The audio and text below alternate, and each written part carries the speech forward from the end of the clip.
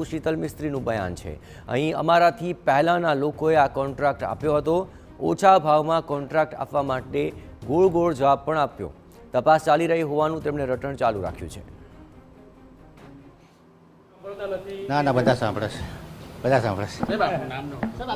Doctor Sheetal મિસ્ત્રી, standing committee chair. Boat કાંડ હતો, એમાં ભ્રષ્ટાચાર થયો હોય, સસ્તામાં ટેન્ડર અપાયું, આની તપાસ ચાલે છે, એની તપાસ ચાલે છે। તપાસ તો થઈ ગઈ છે સાહેબ, તપાસ થઈ ગઈ છે, તપાસ પૂર્ણ થઈ ગઈ છે, આટલા દિવસ થઈ ગયા છે, શું નિર્ણય? આમાં હાઈકોર્ટમાં શું મોટો છે, કલેક્ટરની લીડરશિપમાં તપાસ ચાલી રહી છે।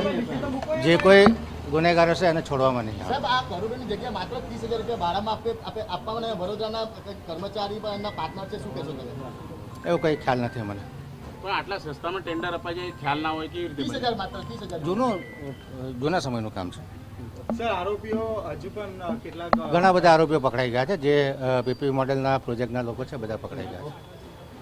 પણ આ રીતે ટેન્ડર આટલું સસ્તામાં અપાયું હોય ને ખ્યાલ ના આવે સાહેબ?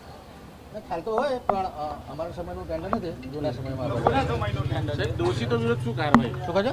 સસ્તામાં ટેન્ડર અપાયા છે, પહેલા આ રીતે ભ્રષ્ટાચાર થયો?